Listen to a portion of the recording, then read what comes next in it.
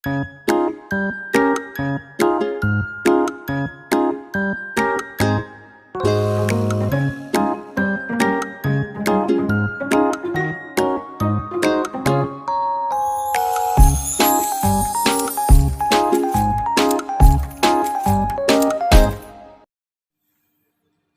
warahmatullahi wabarakatuh. Alhamdulillah pada kali ini bisa mensupervisi saudari Ismi Marfa SPD. Sebelum dari PJJ Mapel Geografi, kami bertanya dulu. Yang pertama, kompetensi tujuan apa yang ingin dicapai dalam pembelajaran yang akan saudara lakukan? Silahkan dijawab. Kalau untuk tujuannya untuk dinamika kependudukan biar anak-anak bisa menganalisis Pak dinamika penduduk yang memang jadi masalah di Indonesia, adanya pertumbuhan penduduk yang sangat tinggi gitu. Kira-kira mereka bisa dapat bersaing apa enggak gitu untuk setelah lulus dari SMA. Itu sih outputnya. Memahami dinamika penduduk ya. Iya. Dinamika kependudukan ya. Bisa menganalisis ini Pak permasalahan sosial dan bisa menganalisis permasalahan penduduk dan bisa menganalisis ya. Dan bisa menganalisis kependudukan ya. Masalah penduduk untuk dilihat solusinya gimana nih. Kalau banyak penduduknya banyak saingannya nih gitu kan. Materi apa yang saudara siapkan? Jelaskan. Materi ini sih saya udah bikin PowerPoint Pak. Di judulnya mengenai tadi ya, dinamika penduduk. Dinamika kependudukan ya. Ya. Dinamika kependudukan. Kemudian metode apa yang akan saudara gunakan dalam pembelajaran ini? Metodenya kan kalau PJJ kayak gini kan saya lebih ke ini ya Pak, Google Meet. Terus juga kalau untuk misalnya kan nggak melulu Google Meet, saya bikin video pembelajaran menggunakan PowerPoint yang saya rekam dengan suara saya penjelasannya, lalu di-convert ke WMV atau dari PowerPoint ke video. Google Classroom ya. Terus juga ya pakai Google Form juga Pak untuk evaluasi biasanya. Oke. Kemudian yang keempat, media pembelajaran apa yang saudara pilih? Ya. Medianya ya itu Pak, video. Medianya video ya. Media pembelajaran video, PowerPoint, kadang analisis juga sih Pak, video terus ke Google Form untuk analisis permasalahan. Apa yang perlu mendapat perhatian khusus pada pembelajaran kali ini? Perhatian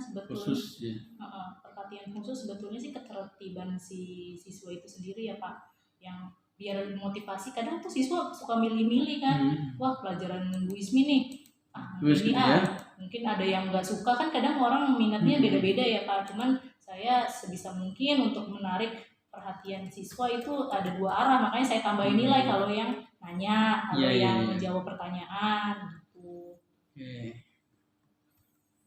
Oke, kemudian ini kelas 11 IPS 1 ya? 1.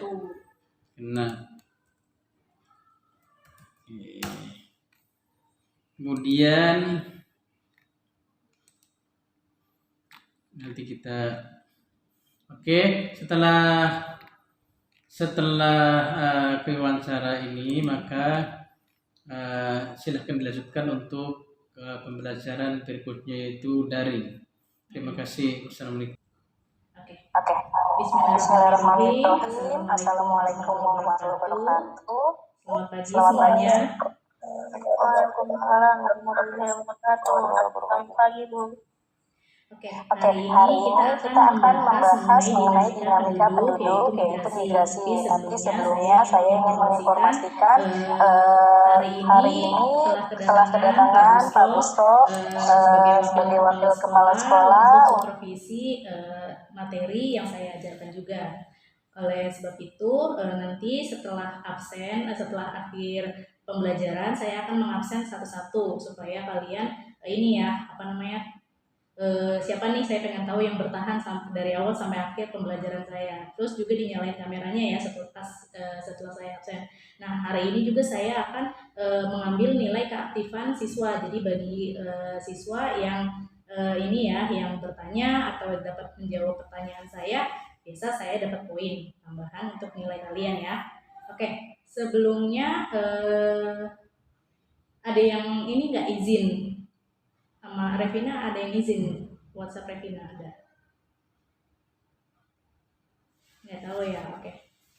Ada ya. Tadi ini meet sama apa namanya wali kelas yang udah pakai seragam kan? Oh, udah dari WhatsApp ya absennya ya. Ya udah setelin juga pakai seragamnya ya. Ini udah mulai materinya, kita mulai aja. Oke, sudah keluar ininya, layarnya keluar. Udah ya.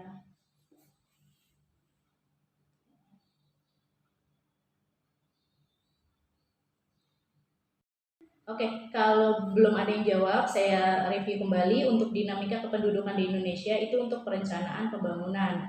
Nah, ada apa aja? Ada kelahiran dan kematian, terus juga ada migrasi. Nah, migrasi ini yang akan saya pelajari, yang saya akan jelaskan untuk hari ini. Nah, ini mobilitas penduduk. Mobilitas penduduk merupakan pergerakan penduduk dari suatu daerah ke daerah lain untuk sementara waktu atau mau menetap. Misalnya saya bekerja di Jakarta. Nah, setiap hari saya pulang pergi ke Tangerang Selatan, Jakarta, balik lagi sorenya. Itu namanya mobilitas, pergerakan manusia. Entah itu kalian hanya ke pasar atau kalian mau bekerja atau bersekolah, tapi itu untuk yang sementara. Kalau untuk yang menetap itu biasanya untuk bekerja yang ngekos, misalnya rumahnya di wilayah Semarang, mau kerjanya di Jakarta, otomatis mau nggak mau harus ngekos, nggak mungkin dong pulang pergi makan biaya yang banyak. Nah, ini juga ada terbagi menjadi dua, mobilitas permanen sama non permanen. Kalau yang permanen itu biasanya menetap, tapi kalau yang permanen itu biasanya sementara. Nah, ada yang mobilitas itu pasti biasanya mobilitas fisik, secara fisik kita, orangnya ada apa enggak gitu. Beda sama yang kemarin saya jelasin mengenai ruralisasi. Kalau ruralisasi itu entah itu fisiknya yang pindah atau kebudayaannya yang menyebar, itu ruralisasi ya. Sampai sini ada pertanyaan mengenai mobilitas penduduk? Oke, ada ya. Lanjut. Nah, ini dua jenis mobilitas fisik. Ada mobilitas permanen dan non permanen. Nah, kalau yang permanen itu biasanya disebut juga migrasi. Terus kalau yang perpindahan penduduk dari suatu tempat ke tempat lain melewati batas administratif atau politik negara. Nah, ini dibedakan lagi menjadi dua, yaitu yang ini internal. Nah, oke. Yang pertama adalah mobilitas internal atau nasional.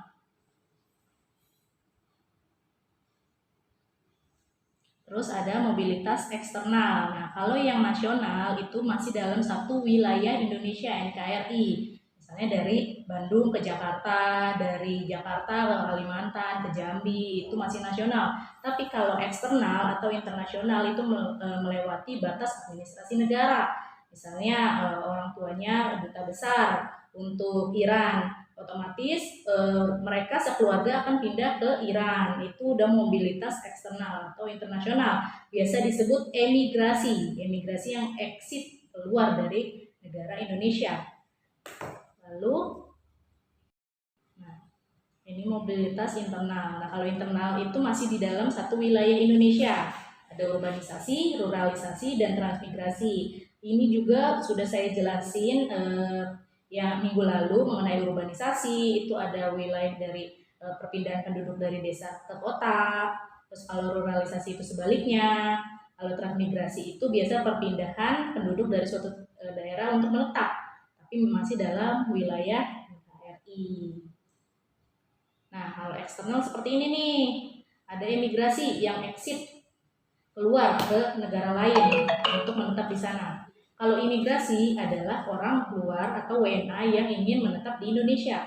Misalnya investor, terus juga ekspatriat. Ekspatriat itu ini ya, warga negara asing yang bekerja sebagai tenaga ahli. Biasanya jadi bos-bos tuh, mereka kerjanya daerah Sarina.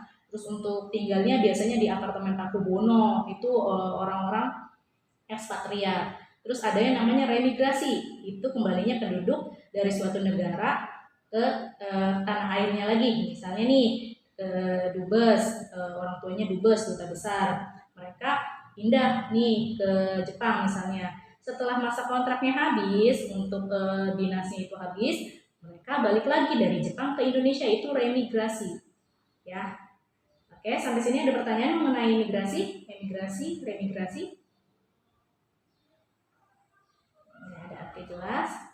Lanjut, untuk mobilitas permanen. Nah, non permanen. Kalau non permanen ini biasanya sementara waktu. Nih biasa yang ada di gambar itu adalah komuter line. Di sini ada yang pernah ini nggak naik KRL? Bisa diceritakan? Dapat tambahan nilai? Ya. Siapa nih?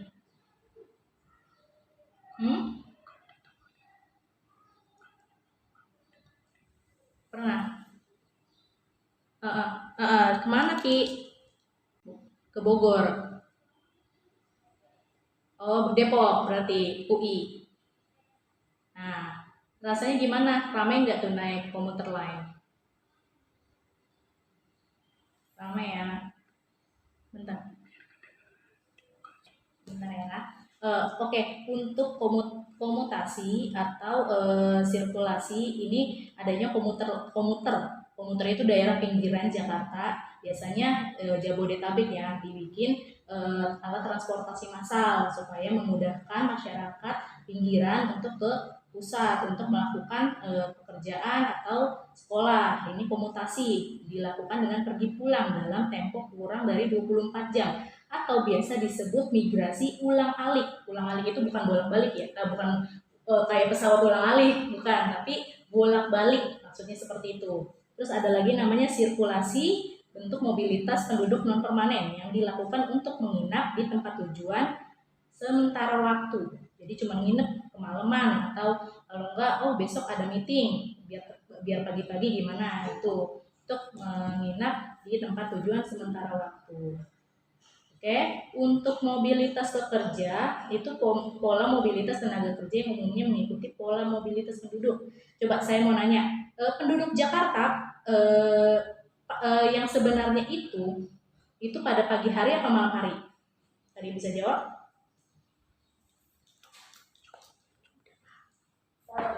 Hah? Ini siapa? Revina. Oke, kenapa bisa malam, Rev?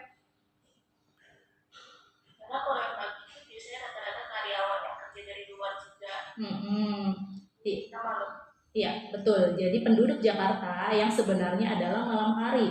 Karena kalau pagi hari Jakarta itu sumpek. Sumpeknya kenapa? Ada hiruk pikuk di situ, ada para pekerja dari daerah pinggiran Jakarta atau dari kota satelit. Ya. Terus dibagi menjadi dua nih mobilitas pekerja, ada stayers, tenaga kerja yang di lokasinya sama dengan lokasi tempat tinggalnya. Biasanya ini dikasih mes atau dikasih rumah dinas. Stay selama dia bekerja di situ, gratis rumah dinas misalnya gitu. Terus ada yang movers, tenaga kerja yang bekerja di lokasi berbeda dengan lokasi tempat tinggalnya. Ini seperti orang-orang komuter lain, tiap hari bolak-balik ya. Lanjut. Nah, kualitas penduduk dan indeks pembangunan manusia di semua negara itu dilihat dari kualitas penduduk dan HDI atau Human Development Index, atau bahasa Indonesianya indeks pembangunan manusia. Nah, yang pertama dilihat dari kualitas penduduk itu apa? Fasilitas kesehatannya, tingkat pendidikannya, sama pendapatan per kapita. Pendapatan per kapita kita itu masih 3.500 US dollar. Berbeda dengan negara maju yang di atas 10.000 dolar. Dolarnya dolar Amerika ya, bukan dolar Zimbabwe. Kalau dolar Zimbabwe itu dia udah inflasi, udah nggak cuma 10.000 tapi udah 1 miliar dolar. Mereka inflasi. Jadi tolak ukurnya ada USD. atau dolar Amerika. Nah, menurut kalian kualitas kesehatan penduduk nih di Indonesia menurut kalian udah bagus apa belum? Ada yang bisa ngasih opini?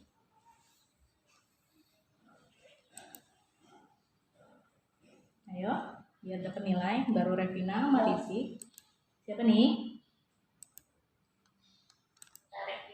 Revina lagi. Oke, menurut Revina gimana? Kurang sih, karena dari orang Indonesia yang banyak meninggal karena penyakit diabetes, gitu-gitu. Jadi belum terlalu bagus kesehatannya. Belum terlalu bagus kesehatannya. Ada yang beropini lain? Biar dapat nilai nih dari saya. Ayo. Bu, ini fasilitas kesehatan apa kesehatan orangnya? Bisa dua-duanya. Ini siapa nih? Bagus. Oke, silakan Bagas beropini. Kalau saya fasilitas kesehatannya sih kurang. Soalnya kan ya Indonesia tuh nggak ramah sama orang penyandang disabilitas. Iya, betul. Jadi kalau untuk fasilitas kesehatannya memang kita masih tertinggal dari negara tetangga yaitu Singapura. Gak heran kalau kita nih, maaf, kena kanker atau leukemia, itu biasanya kita dilarikan ke Mount Elizabeth di wilayah di negara Singapura bagi orang-orang yang memiliki dana. Tapi kalau untuk asuransi juga, kita itu belum melek asuransi.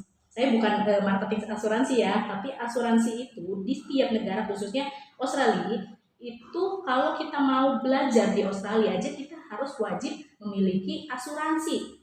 Kenapa? Karena harus ada penjamin.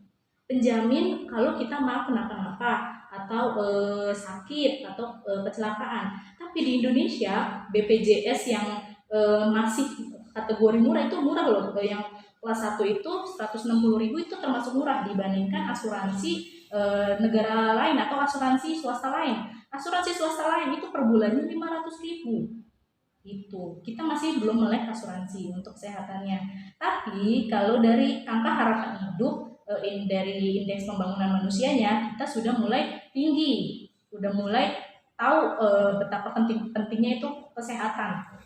Misalnya udah mulai nih ngurang-ngurangin makan makanan junk food. Itu tadinya kita angka harapan hidup itu sekitar 60 tahun.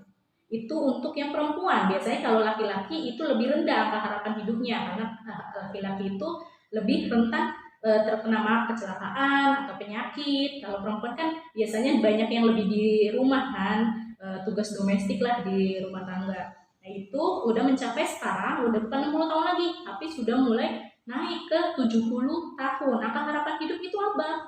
Ada yang bisa jelasin angka harapan hidup? Oke, angka harapan hidup itu lebih ke panjang umurnya. Ya, biasanya rata-rata yaitu udah 60, 70 tahun, 80 tahun orang masih hidup itu bonus dari Tuhan. Tapi itu juga dijaga sama pola makannya, pola olahraganya anak kalian. Jangan mentang-mentang SFA di rumah jadi ya udah nggak mandi, itu kan jorok ya. Kalau bisa bangun pagi nyari matahari supaya pernapasannya baik ya. Itu dari angka harapan hidup manusianya. Tapi beda lagi di Afrika. Kalau di Afrika angka harapan hidupnya 40 tahun. Kenapa? Karena di sana banyak wabah penyakit yang kemarin ada Ebola, terus juga ada busung lapar, kekurangan gizi. Itu ya permasalahan-permasalahan di tiap negara. Kalau untuk tingkat pendidikannya, menurut kalian Indonesia itu sudah kualitasnya sudah baik atau masih kurang? Ada yang bisa beropini? Siapa nih yang enggak? Ayo. Saya. Siapa Revina lagi nih? Ya. Nah, ya silakan Revina. Ya, kurang dilihat dari Jakarta sama dari bagian timur itu udah beda banget cara belajarnya, fasilitas sekolah. Fasilitas sekolahnya. Terus apa lagi? Guru-gurunya. Oke, kalau untuk tingkat pendidikan di Indonesia sebetulnya sih sudah baik, cuman tidak merata.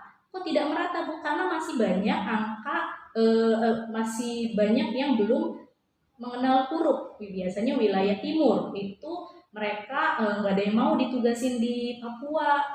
sampai pemerintah juga buka itu putra-putri Papua untuk mengajar di wilayah Papua, itu nggak ada yang mau. Karena kenapa? Pertama, pemerataan pembangunan juga nggak ada, sehingga orang nggak mau tuh tinggal di Papua. Kedua, memang tidak merata, tidak tersebar, dan tidak ada yang rela untuk pindah ke Papua atau daerah-daerah tertinggal lainnya.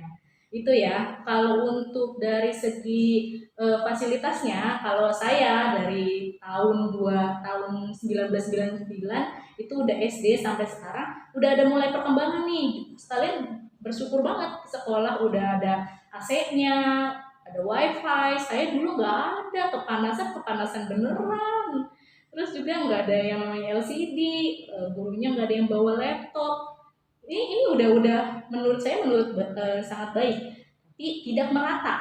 Itu kelemahannya untuk tingkat pendidikannya. Nah, kalau pendapatan per kapita, menurut kalian gimana? Udah baik? Ayo, jangan Revina lagi, ayo yang lain. Biasanya sih Mada nih, atau Seza, Asia, atau Agnes. Ayo dong. Menurut kalian pendapatan per kapita di Indonesia sudah mulai baik atau belum sih?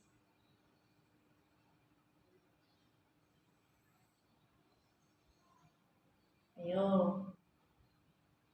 Ini dilihat dari tren IPM Indonesia dari tahun 96 sampai 2014 aja udah mulai membaik nih, naik 73%, 73,81. Ini sudah mulai ada perbaikan di tahunnya. Oke, untuk pendapatan per kapita sendiri itu sudah mulai baik. Hampir tiap tahun kita untuk UMR, UMP-nya itu semakin naik berapa persennya. Tapi masih tertinggal dari negara tetangga yaitu Singapura dan Malaysia. Masih di bawah 10.000 US dollar gitu ya untuk pendapatan per kapitanya. Karena kita kenapa sih kok gajinya pada sedikit-sedikit? Ya karena ini ya untuk menarik investor. Oh mendingan dana modal di Indonesia aja, kan tenaga kerjanya lebih murah dibandingkan buka perusahaan di Cina atau Tiongkok gitu. Ini untuk pendapatan per kapita. Nah, indeks pembangunan manusia itu berdasarkan angka melek huruf. Angka melek huruf itu yang bisa membaca, bukan yang SD, SMP, SMA, kuliah kan. Terus juga ada lagi pendapatan per kapitanya. Terus untuk kesehatannya angka harapan hidup yang sudah saya jelaskan 70 tahun. Oke? Sampai sini ada pertanyaan mengenai kualitas penduduk dan IPM-nya? Ada, lanjut. Nah, ini sumber data kependudukan. Kemarin kalian udah ini juga kan jawab pertanyaan saya. Ada sensus penduduk, Bu. Biasanya berapa tahun sekali? Ayo. Ingat nggak kemarin? Tinggal dibaca doang. Ya, ini siapa tuh? Ah iya, Ratu. Setiap 10 tahun, berarti kemarin 2010 sama 2020. Ada yang ngerasain nggak didatangin tugas sensus penduduk petugasnya? Ratu? Kamu ngerasain nggak didatangin petugas sensus? Enggak. Nah, berarti itu de jure. Mereka mensensus penduduk berdasarkan kartu keluarga atau registrasi penduduk yang udah didaftarin, entah itu akte kelahiran, akte kematian, gitu ya. Kalau de facto itu, yaitu kalian misalnya nanti lagi main ke Agnes, tahu-taunya rumahnya Agnes lagi di sensus, nanti kecatat, itu termasuk de facto faktanya. Ya, ini udah jelasin juga. Nah, ini registrasi penduduk. Kejadian seperti perkawinan, perceraian, perpindahan penduduk itu pasti ada surat-suratnya. Kalau perpindahan penduduk kan kita ada tuh surat pindah. Terus kalau perkawinan ada buku nikahnya di KUA. Perceraian pun ada, sampai kematian pun ada. Oh, ada surat kematian menandakan kalau misalnya keluarga kita ada yang meninggal. Terus ada survei penduduk. Itu dilihat dari lembaga-lembaga pemerintahnya, banyak nih, dari BPS biasanya. atau Badan Pusat Statistik, terus ada survei sosial, terus sensus UPAS, itu macam-macam ya untuk registrasi penduduk. Ini contohnya laporannya di Kecamatan Bontang Barat. Nah, ini analisis kependudukan. Ada yang pendekatan kohort atau kelompok, ada pendekatan waktu berperiode. Biasanya periodenya itu yang kemarin tuh 2010 sampai 2000 tahun, kita sekitar 14% kenaikannya. Terus dengan rata-rata 1,4% per tahun. Itu pendekatan waktu nih. Kira-kira berapa tahun? Dan setelah saya baca, itu kita bertambah penduduknya 32 juta jiwa. Hebat banget. Ya, itu analisis kependudukan. Berarti ada apa nih, something wrong kalau misalnya terlalu naik pertumbuhan penduduknya. Oh, adanya asumsi kalau banyak anak banyak rezeki. Oh, adanya nyinyiran dari tetangga. Kok nggak hamil-hamil gitu kan? Kok nggak nikah-nikah? Itu pronatalitas yang membuat kita udah buru-buru nikah, buru-buru memiliki keturunan. Itu yang menambah pertumbuhan penduduk itu ya. Makanya kalau wilayah Jerman malah negara Jerman malah pemerintah itu memberi tunjangan untuk orang-orang yang akan melahirkan anak-anaknya dilindungi negara gitu. Beda dengan negara Asia lebih banyak, lagi India sama Tiongkok penduduknya banyak banget. Nah, ini komposisi penduduk sebagai subjek penting. Nah, kalau yang ada yang belum produktif sama tidak produktif ya. Kalau yang belum itu masih anak-anak nih, yang belum punya KTP, itu usia belum produktif. Tapi kalau usia produktif ini, kalian nih ada yang udah punya KTP? Ayo, ada yang udah punya KTP atau SIM atau kalau paspor mah masih kecil juga bisa. Ayo. Ini belum anak-anak di bawah umur semua nih. Yakin? Siapa nih? Pisang. Rizky Ramadan. Siapa sih namanya?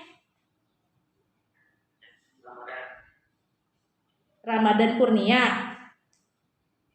Oke, Madan udah punya KTP? Udah. Berarti Madan udah dewasa. Selamat ya Madan ya, kamu udah jadi usia produktif yang nantinya mengurangi beban ketergantungan keluarga. Beban keluarga bukan, tapi ketergantungan. Nanti Madan insya Allah kuliah, bekerja lebih baik lagi, terus meningkatkan kualitas ekonomi keluarga. Itu dilihat dari angka beban ketergantungan. Itu ya, terus ada seks rasio yang kemarin perhitungan juga ya. Nah, ini contohnya nih perhitungan rasionya. Yang belum produktif dikurangi yang tidak produktif. Yang tidak produktif itu biasanya manula atau lansia yang udah nggak bekerja lagi. Lalu dikali 100, ini konstantanya. Ini pasti 100 ini jangan diubah-ubah jadi 10 ya. Lalu dibagi dengan usia produktif. Nah, biasanya usia produktif ini lebih banyak. Makanya 2035 itu akan terjadi bonus demografi. Bonus demografi itu apa? Ada yang bisa jawab?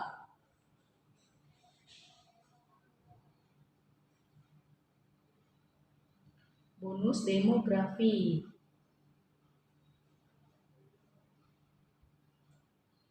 Oke, saya yang jelasin. Untuk bonus demografi itu lebih banyak penduduk yang produktif dibandingkan usia manulanya. Nah, nggak heran nanti tipenya tetap ekspansif apa stasioner. Kalau ekspansif kan lebih banyak kan kelahirannya dibandingkan usia produktifnya nih. Usia 20 sampai 24 tahun ini malah lebih kecil dibandingkan usia 5 tahun sampai 9 tahun. Ya, ini baru piramida ekspansif. Tapi bisa juga piramida stasioner, di mana usia stasioner ini yang produktif lebih besar dibandingkan yang lahir, lalu mengerucut ke manula. Ini konstruktif. Oke, yang ini konstruktif ini biasanya lebih banyak manulanya dibandingkan kelahirannya sama yang produktifnya. Oke, sampai sini ada pertanyaan mengenai dinamika penduduk? Nggak ada. Oke. Saya untuk minggu depan saya akan ini ya ngasih kalian ulangan harian karena belum ada ulangan, kemarin baru ada tugas kan. Saya akan absen satu persatu, dinyalakan kameranya.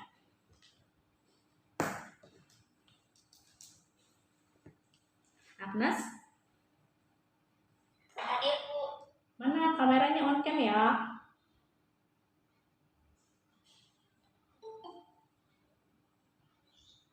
Oke, pakai seragam. Sip. Semangat ya Agnes. Akmal, Iya Bu. Akmal nggak ada ya. Alfi, Hadir Bu. mana sayang itunya? Oke, oke udah pakai hijab cantik.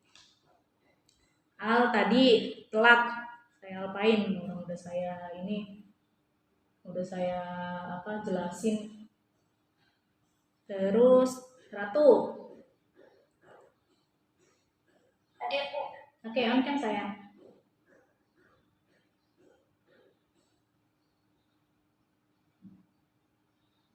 Halo.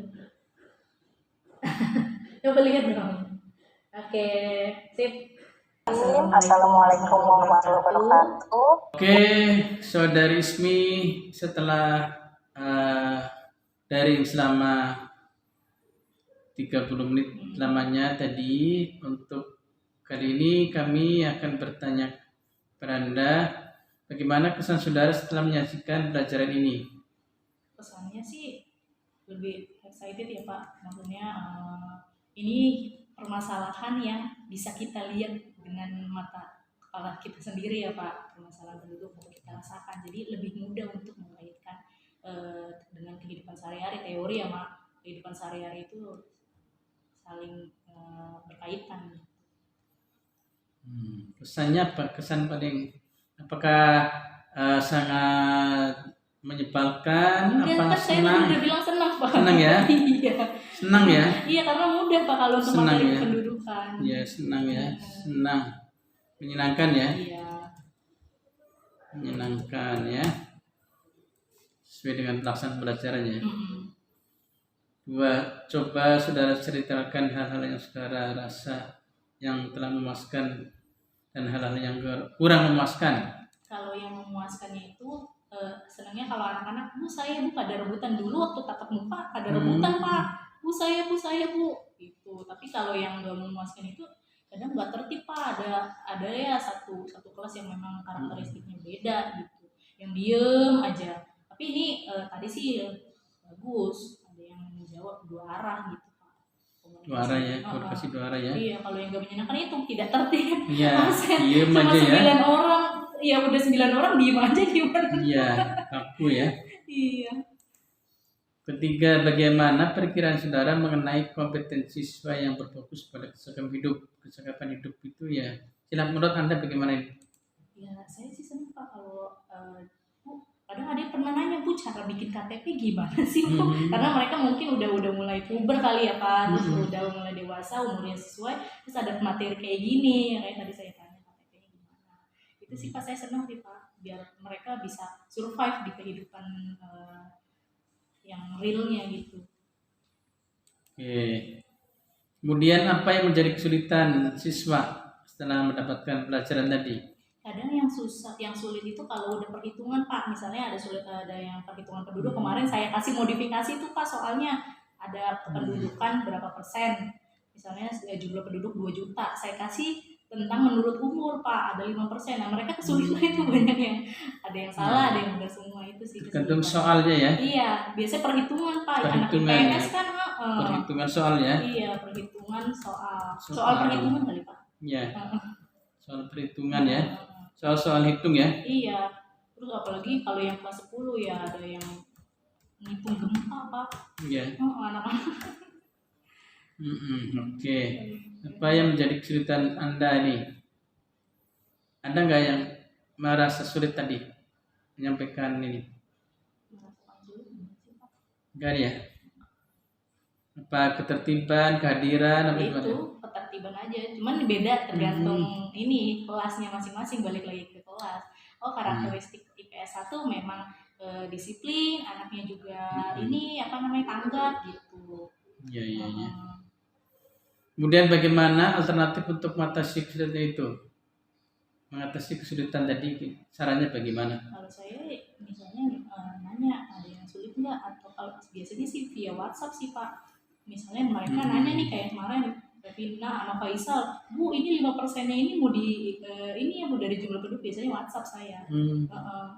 Kan kalau orang bertanya gitu Pak. Bukan langsung dari di sini ya? Kalau dari daring kadang ada orang yang cuma dengerinnya kayak tadi si Felix aja kan. Felix absen mungkin dia tidur lagi atau gimana kan nggak tahu. Iya. Jadi kurang memuaskan kalau banyak ini ya, karena tidak kelihatan gitu ya. Iya nggak kelihatan, tapi kalau orang yang ingin belajar, Separuh gitu ya. kalau orang yang ingin belajar kan mereka WhatsApp dengan sendirinya tuh. Iya, iya, benar. Gitu. Beda ya, beda-beda. Biasa Pak teori humanistik kan gitu. Kemudian apa yang saudara sarankan untuk dilaksanakan pada pertemuan berikutnya nih? Apa yang kira-kira? Saran untuk sayanya atau untuk sekolah atau yang Ya, saran untuk KBM berikutnya. Untuk KBM kalau Ya, saran saya untuk sih, pertemuan berikutnya KBM. sebetulnya dari ini ya Pak, koneksi internet kadang tuh pengennya ya Di konteks internet ya, emang kurang bagus ya? iya, saya sampai beli laptop baru. Iya, koneksi internet. Tadi ini lancar-lancar aja ya? Lancar kan, pakai wifi bapak ya. Ya. Kalau di ruang guru bagus juga ya? Di ruang guru Kadang-kadang ya. Sama mungkin rame sih enggak, cuman ada yang berisik Pak. Oke, tanggal 1 ya. 1 Februari 2001. Baiklah, sudah resmi, nanti kami akan rekap nilainya ini ya. Nanti ditandatangani oleh pas sekolah ya. Resmi, nanti bagaimana pun akan disampaikan minggu berikutnya nanti. Terima kasih atas segala perhatian Ismi. Ya, sama-sama. Assalamualaikum warahmatullahi wabarakatuh.